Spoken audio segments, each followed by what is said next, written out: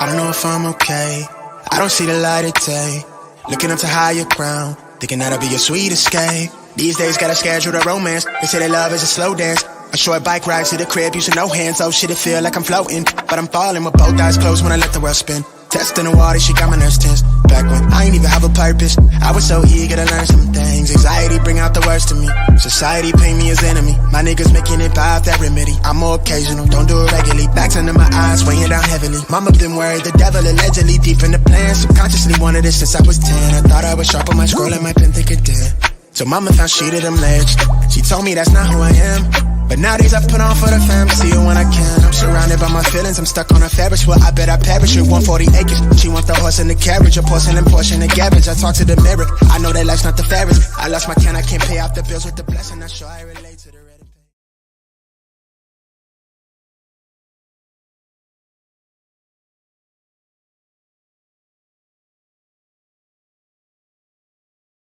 Well, first of all, listen, it's interesting about all these young guys today. They never call on us and say, hey, thanks for the kind word and telling me how great a player I am. But when they play like crap and we call them out, we don't know what we're talking about. Listen, I'm easy to find.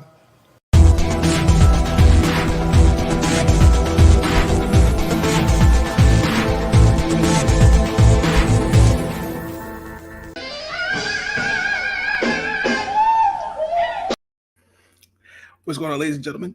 Excuse me, it is your host, Nathan Snell of Big Nate Sports Talk Podcast. Happy Wednesday. Hope the week is going well for you. Hope you're all doing well. Hope you're all staying safe. This is episode 20, season 11 of the podcast.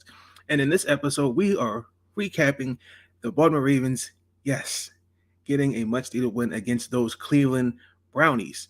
But before we get into this, a few things I'd like to say up front. Episode 19 and 18. Well, I did an episode with Nicholas Rosario. That was a pre-recorded episode. That's going to be only, unfortunately, uploaded on YouTube, but I will share it via Twitter and Facebook because you can only record it. It's only allowed to an hour. If you wanted to pre-record it, it's StreamYard's weird with that. So that episode has not been uploaded. The Commanders versus the Packers and the Maryland Terrapins beating Northwestern. Those videos would be those videos would be recorded, and they will go up tomorrow. And I forgot about the watch the Wizards. I know we're 4 games into the season. Please forgive me. I'm trying to keep up with the games as best as I can. Did not forget about with Maryland basketball, men's and women. I know we're about 8-16 days away from opening college tip for college basketball, so we're right there. Maryland has a bye week.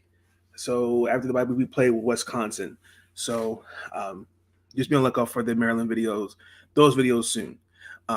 But in this video, the Baltimore Ravens, a much, much needed win. The Baltimore Ravens defeated those Cleveland Brownies 23-20. That's what I'm talking about. This shit means something to me, man. Okay. Where do I begin? It's interesting that I felt like it came down to a game of possessions. First and foremost, it was great to see the members of the 2012 season, the year we won the Super Bowl, Ed Reed, Ray Lewis, and those guys. It was great to see them there. I can't believe it's been that long since we won. But looking at the game from Baltimore, I'm gonna start with Baltimore's perspective. We only threw the ball 16 times. I don't think that's an issue because I feel like Cleveland, a defense is always going to take something from you, whether it's the run or the pass. And Baltimore being a power team, that's all Baltimore is. So I think the stats don't really tell the full picture. Yes, Cleveland's defensive backs, so they doubled Mark Andrews.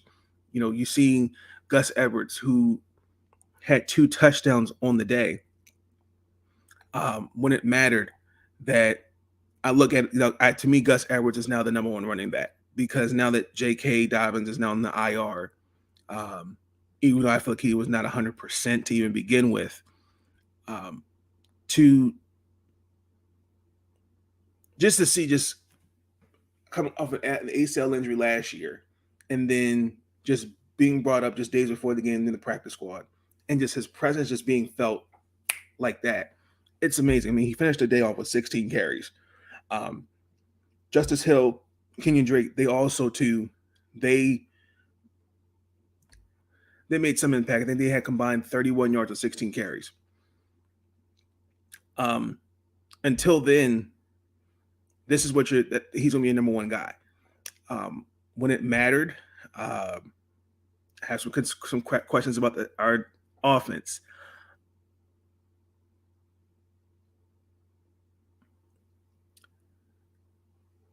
The play calling needs to be better. I just think that there were some opportunities where we could have thrown the ball. I was confused on the jet sweep where you have Mark Andrews behind center. Like, that's not dynamic. And he's done this in San Francisco. He did it in Buffalo. And I kind of can see where Lamar is getting frustrated. It's not what he has on the field, it's the play calling. Because this offensive scheme is built for Greg Roman. It's not built for Lamar. And this is where at some point this is a conversation that is going to keep happening, because these little things you've got to adjust. Like, there were some opportunities where he could have mixed in the pass, but completely stuck to the run. In the second quarter, particularly, that's when I noticed like Cleveland's pass rush started to come alive. I mean, they made it tough for us. I mean, Jadeveon Clowney and Myles Garrett on two. Those guys are on. If you're a left tackle, right tackle, they make your job hard on some nights. And like, when it mattered, we weren't finishing, particularly in the red zone. I know in the red zone, the plays, the field shortens, but we weren't aggressive. Like, Justin Tucker has more field goals than we have touchdowns in the red zone. So there's something we got to clean up there. And that's point number one. From the defensive side of Baltimore, our secondary, I have questions, because we really did a horrible job of containing Cooper, People-Jones, and then Njoku. They finished, I think they all had at least 70 more yards in receiving. Jacoby Brissett threw for almost 260 on 27 passes. That's quite effective in a guy like that. When I look at this going into this season, you had Fuller, you getting back Marcus Peters, Humphrey, Chuck Clark, and then Kyle Hamilton, and then other guys like that. Not liking what I'm seeing right now. Like, yes, injuries have definitely are showing. Humphreys and Peter, I know, have been dealing with some knick-knack injuries. Fuller's out for the season, but I have to give them this credit. I can't really, at this point, I can't keep saying they're trash. Even though they have allowed I think it's almost close. I think it's like 1,829 passing yards. I remember seeing the stat correctly. But this is a don't bend, don't break defense. They've only allowed 8 passing touchdowns. Like, going into tomorrow's game, I have concerns, because you got to contain not only Mike Evans, Chris Godwin. I don't think Cameron Brate will be playing. Then you got to consider Leonard Fournette, Miller, and those guys. So I'm curious to see how the secondary will be for tomorrow's game against Tampa Bay. Our defense against the run actually did not do that bad. Nicholas Chubb, that's my guy, Nick Chubb, shout out to Nick Chubb, was held to just 91 yards and 1 touchdown, 16 carries. By all standards, that's a solid performance. But this is the third time so far in the season he's limited to less than 100. And also too, Kareem Hunt was nowhere to be found. He only had 5 yards on 4 carries. Now I'm kind of curious to see. I want to see can this momentum go against Leonard Fournette tomorrow. When you look at, I think what helped us win the game, penalties hurt Cleveland when it mattered because they committed 6 penalties. I think it was for 45 yards. I thought the one I think definitely killed them was when they were going to attempt a 56-yard field goal with 2 minutes left and then moved them back to 60. And obviously Malik Harrison blocked that field goal. In the initial replay, it showed that Michael Dunn, their left guard, he didn't move. But I looked again, he did move. If you look closely, he moved his right leg, right ankle, and you can't do that. And that was one. The Amari Cooper, the 34-yard pass on the one-on-one coverage on Marcus Peters, blatant offensive pass interference. And I saw their press conference on YouTube. Kevin Stefanski said he was going to get an explanation. Hopefully, he should have got it from the league by now. But there were some other ones. We're going to think of the 3rd and 7 against Mark Andrews. That was on their 22-yard line. That happened in the third quarter, if I remember correctly. And that's where we scored the touchdown. I know they had a false start, and they had some really just knick-knack penalties. When it mattered, that's what hurt them. Again, I've said this, and I'll continue to say it. Penalties should not be your only factor what cost you the game. And in this case, it did. Now, I will say this about Cleveland. Their defensive plan actually against us offensively, against the pass, actually, they played really well. Lamar was sacked 3 times. Was held to 179 yards and only completed 9 of 16 passes. If you're a defensive coordinator, if defensively you did your job, that was probably one of the passing wise disappointing. If you're Lamar, we were held to 254 yards. That's the lowest so far this season for the Ravens. I mean, this is some bad stuff.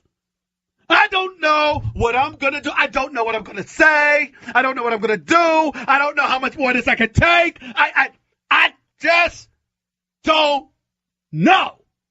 This is ridiculous. Oh, Lord.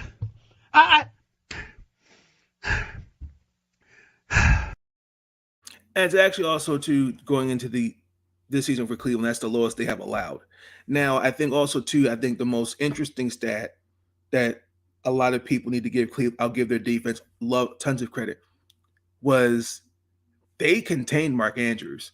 I mean, he was held in check with just 1 catch.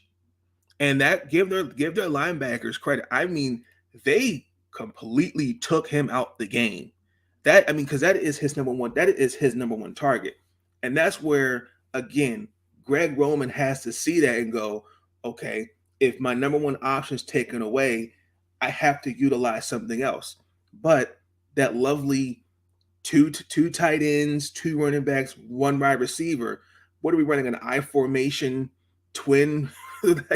Like, those are things that Greg Roman's not seeing. And unfortunately, he took that away. Guess what? We went to the running game. So you have to give him that. I'm going to give Cleveland I'm going to give their defense a shout out on that. And then also yes, they're now 2-5 after 7 games. And I still think I believe they'll win. I'm going to say now they're going to win 8-9 games. I think they'll be right there. They're going to be against Cincinnati, who's 4-3, because we're tied with Baltimore and Cincinnati are tied for first place in the division. After that, I know they've got Miami, Buffalo, Tampa, and that's going to be really tough for Cleveland.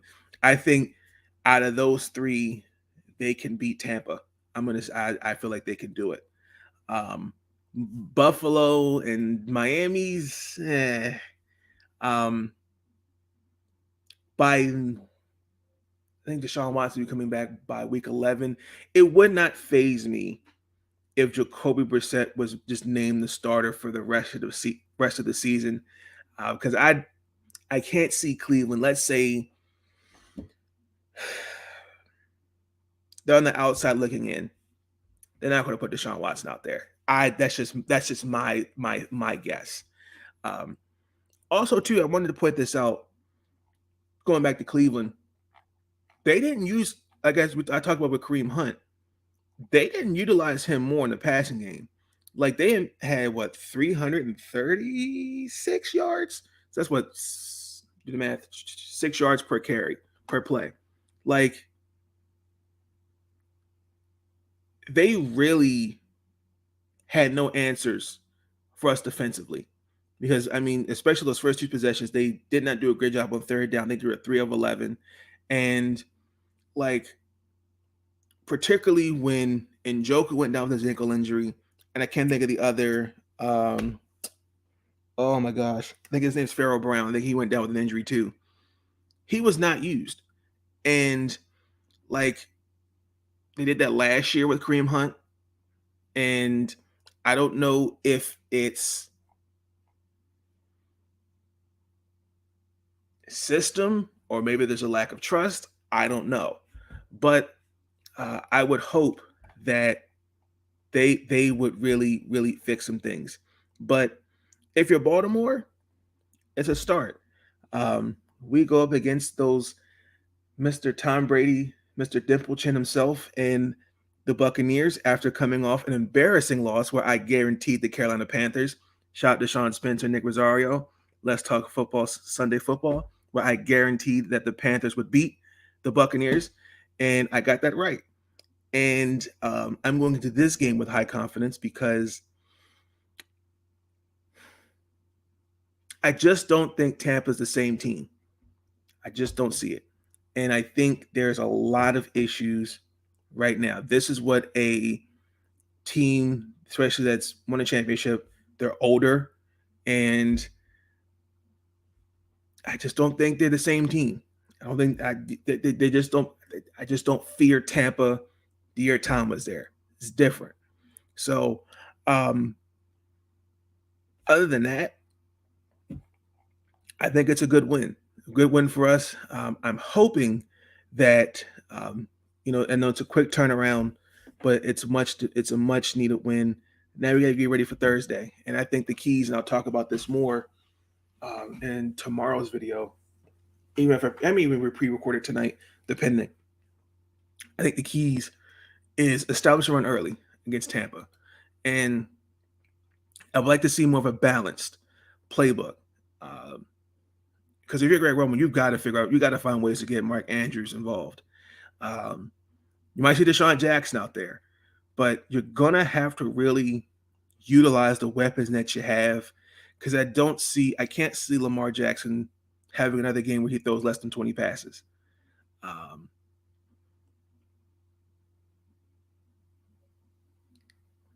And again, the defense, I'm curious to see how we look against Mike Evans, Chris Godwin, and Leonard Fournette. If we can contain Leonard Fournette to under 100 yards, and we got to take out, so we got to take away the deep pass, because there was the one pass against Carolina where he threw to Mike Evans and he dropped it.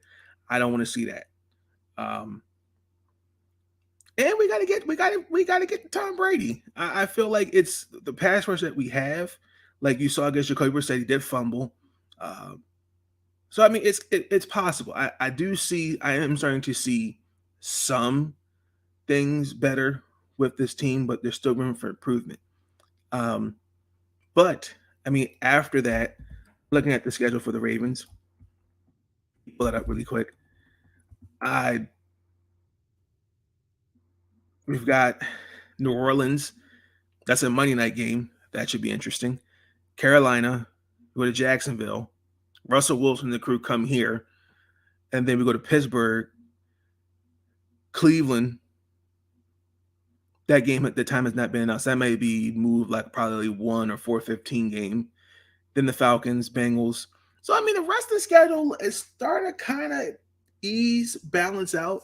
I think this schedule may be in our favor. So, I mean, this is week 8 and clean slate Thursday Night Football. I'm excited for it.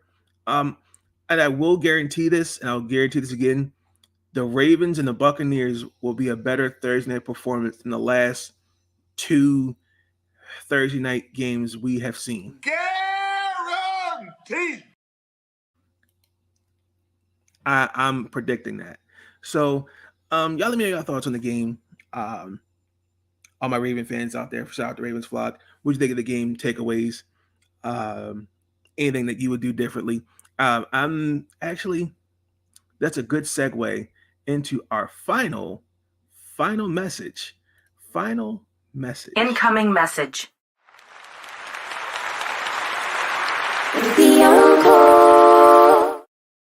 So I've noticed since Lamar was drafted that we have Raven fans and then there's Lamar Jackson fans. I respect that. But one thing that I've learning to do is not be so quick to jump to conclusions. I don't know where these ideas of he's leaving Baltimore is coming from. We're so quick to make the assumption he didn't sign the contract when we don't even know the offer that he was given. Don't know that, number one.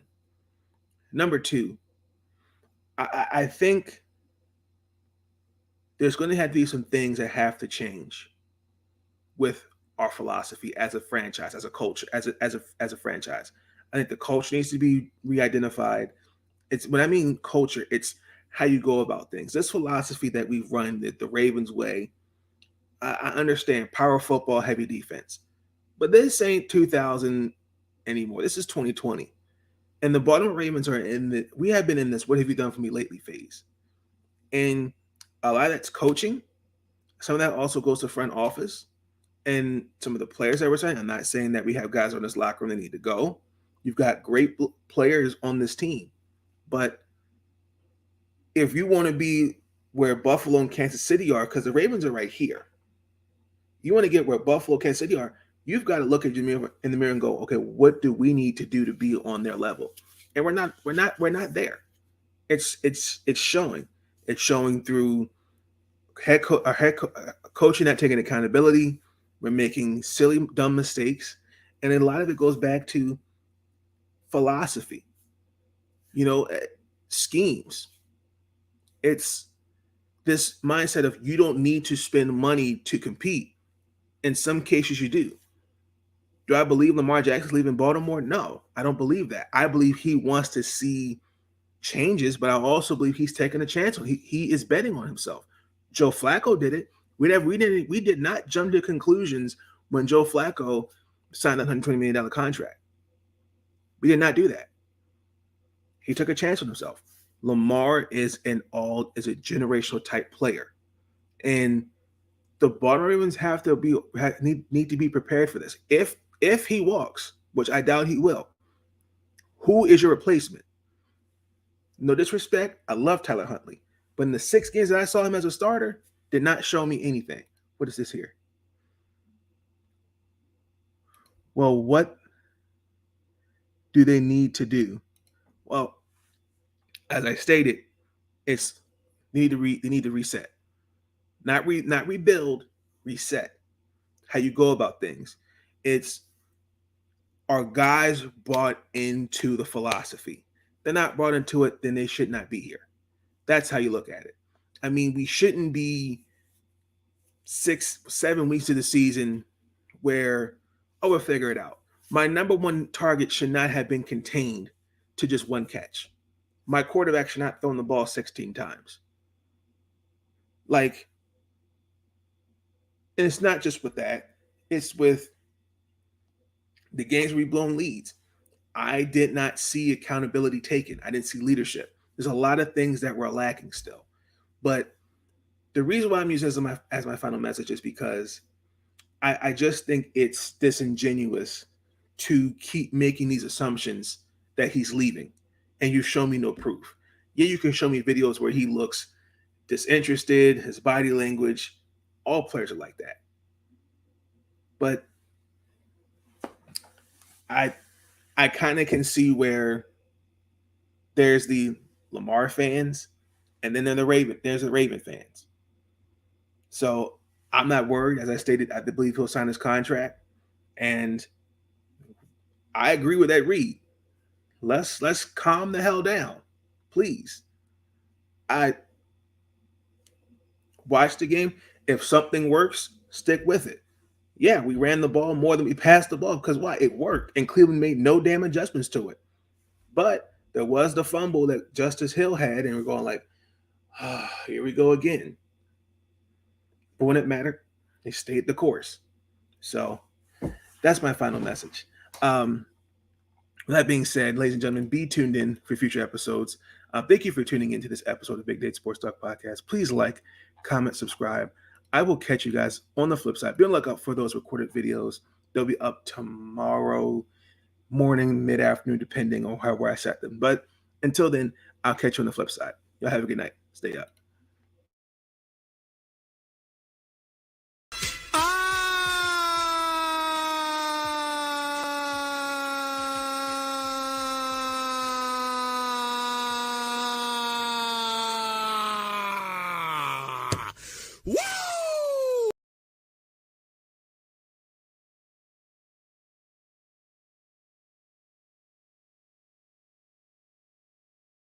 But I get sick of these guys complaining. These young guys, they never call us and say, when a coach is wrong, I'm going to call him out. But when players are wrong, I'm going to call them out. Thanks for the kind words. But listen, I'm going to criticize guys that they deserve it. And listen, they can kiss my ass if they don't like it. Thank you for tuning in to Big Nate Sports Talk. If you enjoyed that episode and you want to see more content, be sure to like, comment, and subscribe. Bring your sports game on Big Nate Sports Talk. I ran away from heartbreak. Got nothing in return for my pain. I never thought I'd be so empty, so alone and afraid.